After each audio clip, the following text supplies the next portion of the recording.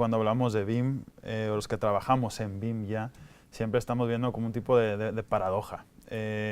Siempre nos emocionamos cuando hablamos de que BIM puede solventar, puede llevar desde el 0 al 100 un proyecto, nos puede ayudar a coordinar, nos puede ayudar a ejecutar, nos puede ayudar a organizar, pero conforme trabajamos con estándares, siempre o en ocasiones podemos llegar a tener conflictos, o los estándares mismos no llegan a una totalidad para podernos ayudar a resolver problemas.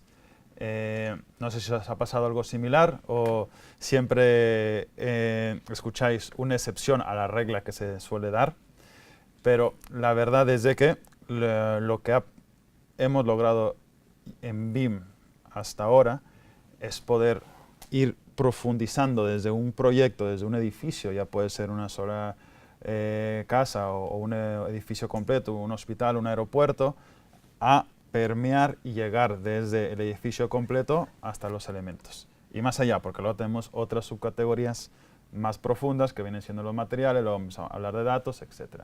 Y en cuanto a los estándares, pues igual, puede funcionar un estándar de una manera muy particular o podemos tener un estándar interno de forma de trabajo, pero ¿qué sucede cuando tenemos que trabajar, como mencionaba, en Inglaterra, o en Australia, o en América, o en Estados Unidos? Esto también nos puede llevar a un gran choque porque nos forza a tener que reacomodar nuestros mismos procesos de trabajo. Entonces, si algo que me interesa transmitiros hoy es que en el mundo de BIM tenemos que ser muy hábiles para poder gestionar datos. Al final creo que el trabajo de un BIM Manager o un BIM Modeler es más allá de ser delineante, de poder modelar, es poder saber clasificar o organizar los datos según el estándar que queramos llegar a cumplir.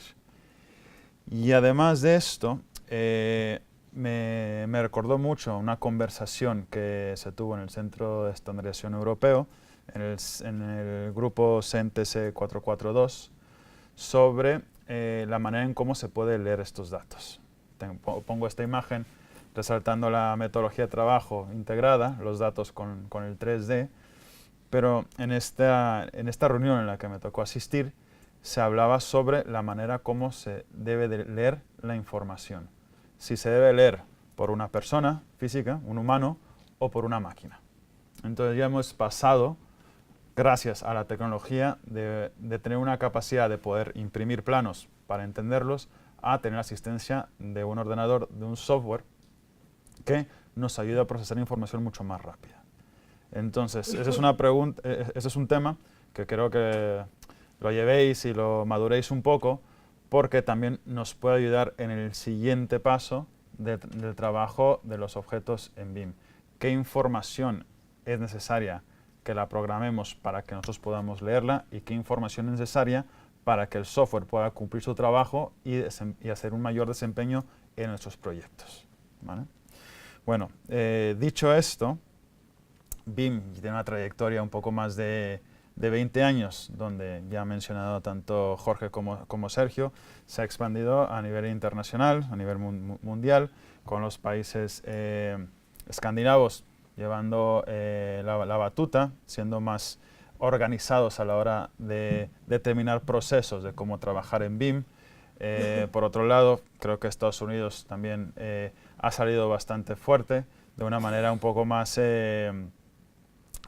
rápida a la hora de desarrollar manera de trabajar en BIM sin tener tan exactos sus propios estándares, se lo van haciendo sobre la marcha. Cada uno tiene sus pros y sus contras.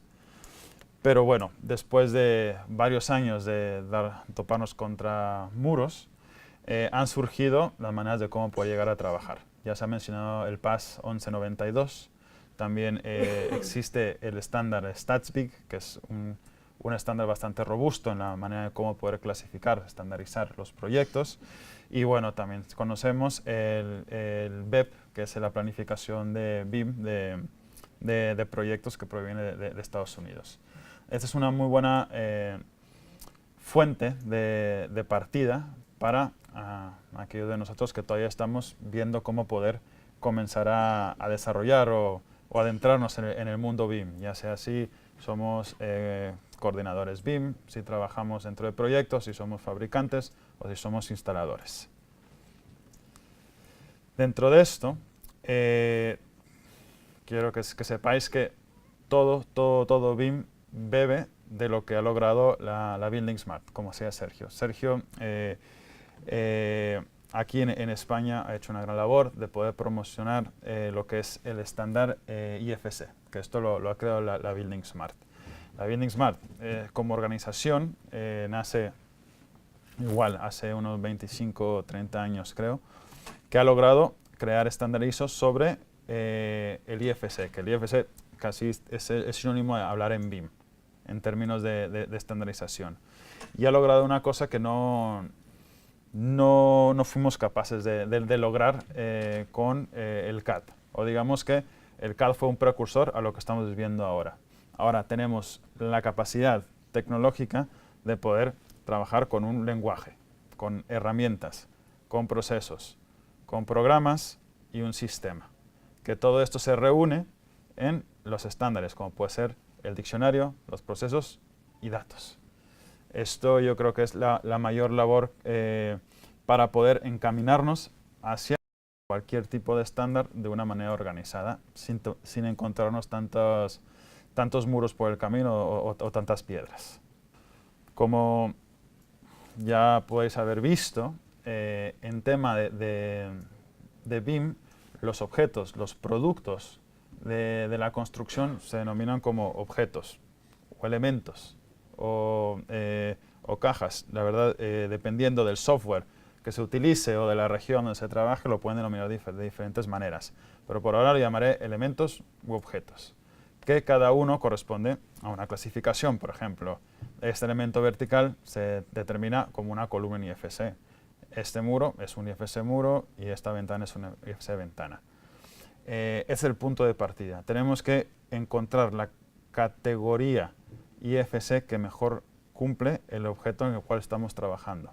¿Por qué? Porque más a futuro vamos a realmente tener que tener nuestros datos de una manera estructurada bastante organizada. ¿Por qué? Porque en el siguiente paso empezamos a trabajar con el lenguaje mismo.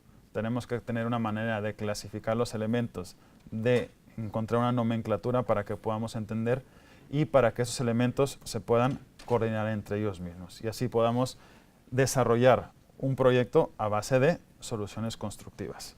Que si necesitamos adaptarlo, pues sea más sencillo, en vez de eliminar y volver a reconstruir, que sea más adaptable.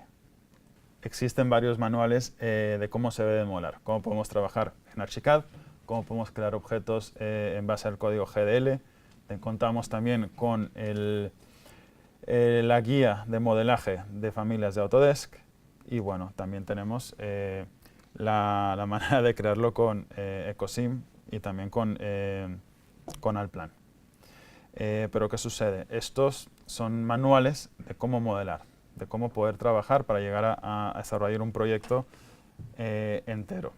Que para mí esto es la mejor imagen que puede representar a BIM. Tanto la parte geométrica como los datos que podemos integrar, como podemos exportar en cualquier tipo de clasificación o estándar que nos soliciten. Pero no solamente es llegar, ponernos a labor y desarrollar el proyecto libremente en 1 hora, 2 horas o 10 horas. La realidad es de que un proyecto cumple diversos tipos de fases y involucra a muchos profesionales de diferentes ramas. Se ha hablado anteriormente de el nivel de desarrollo o el nivel de información o level of development. No sé si estáis familiarizados con este concepto, pero básicamente es cómo podemos llegar de un dibujo en una servilleta a un edificio construido que potencialmente se pueda llegar a mantener o a gestionar con la información que se ha generado en el trayecto, ¿vale? Esto es lo que es el nivel de desarrollo o el LOD. Comúnmente se dice que el LOD 100 es un esquema muy sencillo, volumetría, y un LOD 500 es el edificio construido con una representación completa virtual, ¿vale? Y por el medio pues tenemos todos los procesos a los cuales estamos acostumbrados. De pasar desde un programa al web, al diseño BIM, la coordinación, simulación, ejecución y gestión. Ahora, también ha salido el tema. ¿Qué tipo de software utilizo? Revit va a ser el software que va a dominar todo el trayecto del edificio. ¿Realmente necesito utilizar un IFC para cada paso? Pues la respuesta es igual, un poco ambigua. Sí y no, depende de los requerimientos. Existe una gran cantidad de software que se pueden utilizar, pero lo importante es saber para qué se utiliza el software. Un Revit, es cierto, si yo sí quisiera, podría llevar Revit de principio a fin, pero cuento con las herramientas necesarias para poder llevar a cabo un aeropuerto, lo más probable es que no. ¿Una reforma? Sí. ¿Vale? Entonces, depende de la complejidad del proyecto, también aumenta la necesidad de trabajar con otras herramientas, si es que queremos llegar a un resultado adecuado u óptimo. Y también para agregar, no solamente hablamos de herramientas que se denominan BIM, también necesitamos trabajar con Office, también se trabaja mucho con Excel. La realidad es de que BIM es una manera que nos permita gestionar información de una mejor manera. Y también, si nos ayuda a entender bien estos conceptos, pues si lo hablamos de modelaje, es decir, delinear, trabajar con los elementos, gestionar, el trabajar con la información, el poder cambiar nomenclatura, o mantener, el estar constantemente revisando que las clasificaciones son adecuadas, que la información es vigente, pues he puesto esos tres conceptos directamente sobre las fases. ¿Cómo puedo decir? Lo más probable es de que en términos de modelaje pueda utilizar tanto Allplan, EcoSim, Revit o Archicad. En gestión quizás ya pueda tener que recaer en otro tipo de herramientas como puede ser Navisworks o incluso hasta las herramientas de Solibri, y en mantenimiento pues pueda utilizarlo directamente con Solibri o incluso incluir archivos. En cuanto a la información de los productos, pues los elementos también requieren ir rellenando o añadiendo información según se va especificando el proyecto.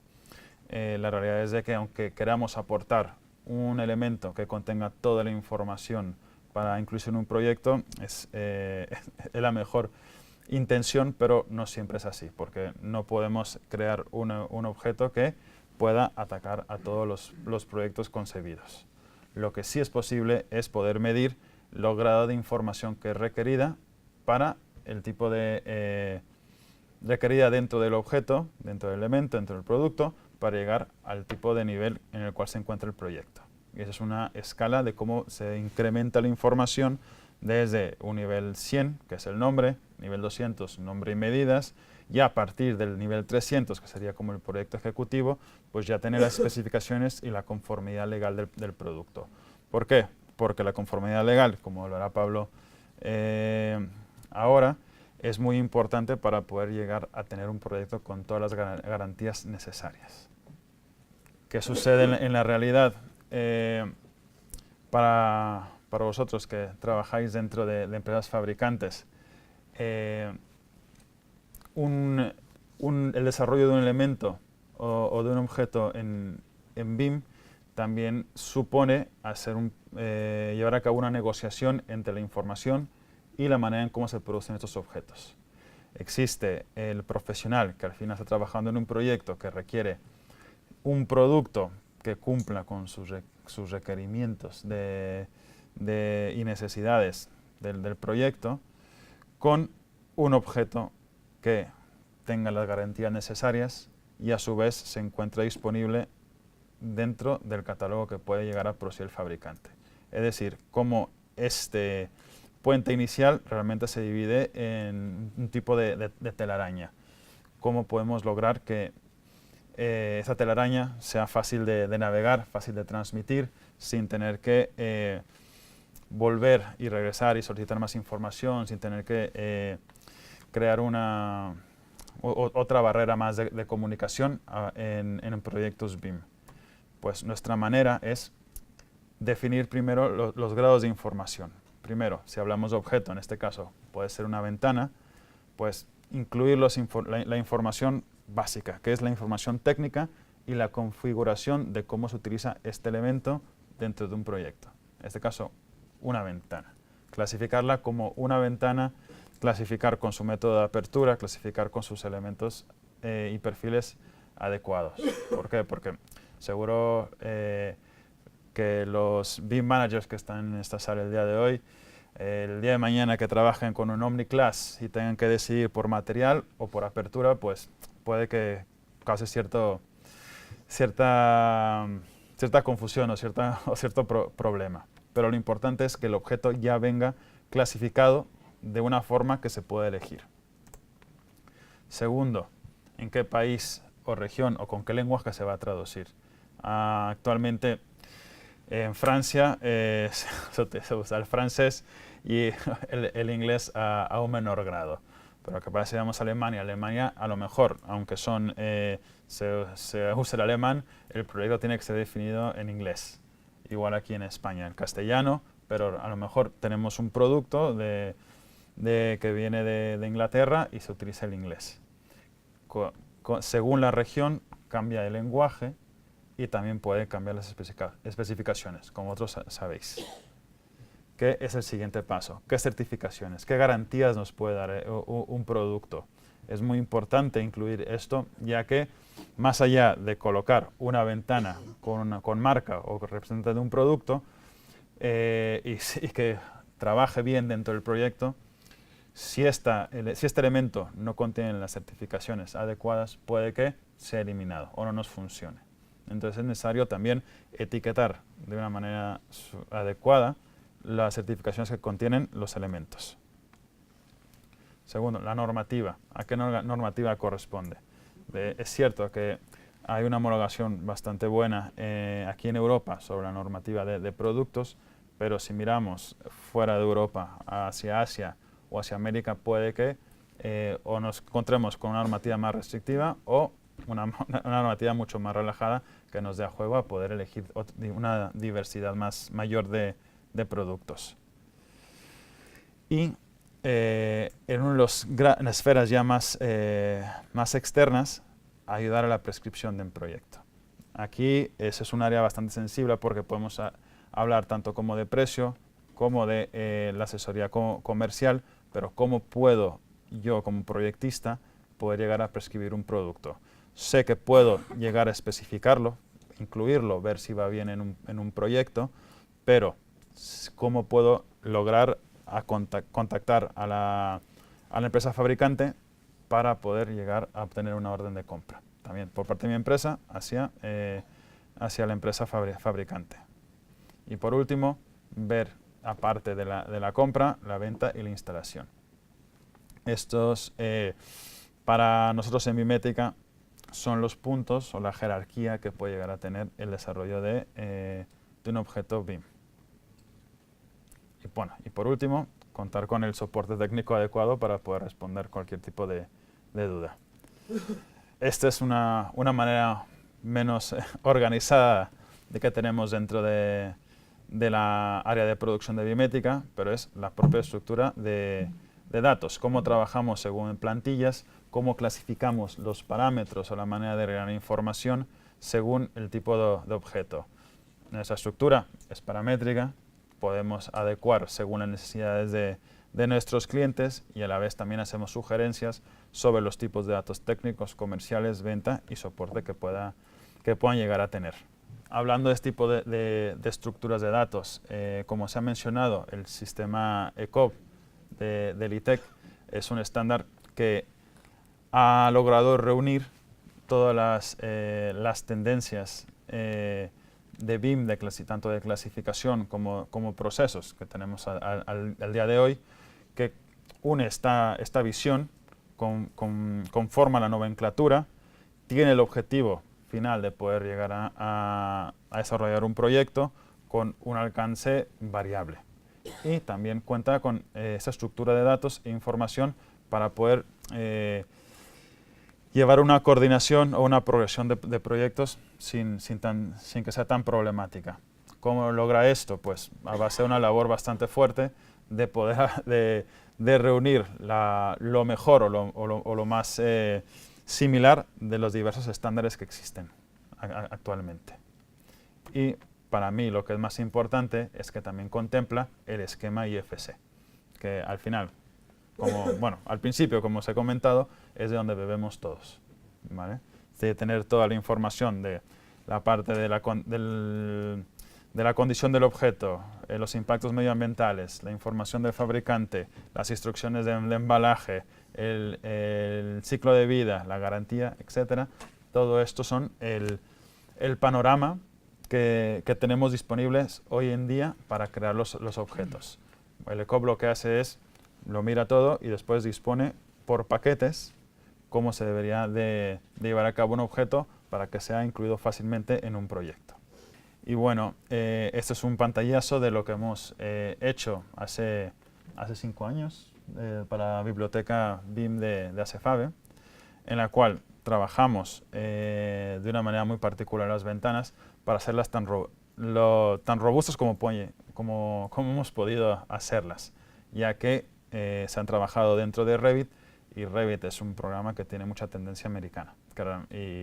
Y este es un tema bastante particular porque también hablando de construcción, varía mucho la manera de construir de un país a otro. Entonces lo que nosotros aquí entendemos como una forma general de trabajo no puede ser así en Francia o en Inglaterra y en Estados Unidos. Entonces hemos utilizado la sistemática de ventanas de Revit para poder adecuarlas al mercado español. Incluir la perfilería, diseñar las pegatinas, como le llamamos, para poder informar al usuario de qué tipo de acristalamiento tiene, de qué tipo de perfilería está contando. Todo esto dentro de nuestro estándar interno, lo cual es un bajo peso, informar al usuario mediante los esquemas gráficos, tanto 2D como 3D, y también como datos. Las ventanas que hemos desarrollado cuentan con la mayoría de parámetros disponibles en el estándar IFC. Y también dentro de las clasificaciones adecuadas para poder incluirse en un proyecto. ¿Y cómo llegamos a esto? Pues por nuestro concepto de usabilidad. Nosotros abordamos cada proyecto con la pregunta, ¿cómo lo utilizaría un proyectista? ¿Cómo se debe utilizar este producto como elemento BIM? ¿Por qué? Porque si al final es un producto complicado de utilizar, es menos probable de que se pueda incluir en un proyecto. Y tenemos 3 factores que lo definen. Primero, es qué habilidades tiene este elemento. Si es una ventana, puede crecer, puede reducirse, puede cambiar de método de apertura o no. Segundo, la representación gráfica.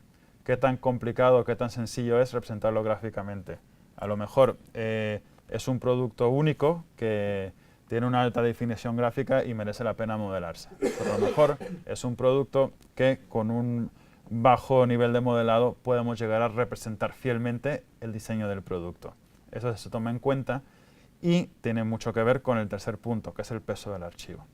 Esto es un punto que no se tocó hasta los últimos años con respecto al modelaje mismo de la geometría. Tendemos a entender que si tenemos la información tenemos que incluirlo absolutamente todo, pero no suele ser así. ¿Por qué? Porque entre más geometría, entre más trabajemos en pulir los datos, fórmulas, parámetros de un objeto, también se incrementa el peso. Y si contamos con un objeto que pesa 1,5 megas o más, puede que al proyectista, cuando cargue e inserte este producto en su proyecto, se le haga tan pesado que no pueda poder llegar a desarrollar su proyecto. ¿Y qué hará? Pues automáticamente eliminará esa familia, ese objeto, y no podrá llegar a prescribir. Como última lámina, y creo que la más importante, es a base de la consultoría que hemos dado en estos años, os puedo mencionar que estas es las esferas de influencia que podemos llegar a tener. No sé si habéis visto este meme o esta imagen que dice, bueno, rapidez, coste y calidad, que puedes tener coste y calidad, pero no puede ser rápido, puede ser de calidad y sin coste, pero no va a poder ser de calidad. Pues este es como yo definiría el desarrollo de cualquier tipo de objeto o elemento BIM. Tenemos la definición de geometría, tenemos la personalización o la autorización por el usuario y tenemos la riqueza de datos. Nuestro objetivo es estar en el punto medio, lograr el sweet spot, poder llegar a tener la confluencia perfecta entre los tres. Que la definición de geometría es la definición en proyecto, la personalización del usuario es la usabilidad y la riqueza de datos es el poder de prescripción que tiene el objeto. Si juntamos la definición de geometría y riqueza de datos, tenemos que crear una gran cantidad de archivos para poder llegar a tener todas las variables posibles que puedan salir a raíz de necesidades del proyecto. Si juntamos la definición de geometría y la personalización por usuario, tenemos la adaptabilidad. Podemos hacer absolutamente todo, pero podemos prescribir realmente poco. Y si tenemos mucha personalización de usuario y riqueza de datos, ¿qué ha pasado con la geometría? Realmente el producto, el elemento representa el producto. Esta es una gran incógnita. Entonces, os dejo esta última lámina para que siempre penséis que el equilibrio de esos tres factores puede llegar a tener el mejor tipo de contenido BIM. Muchas gracias.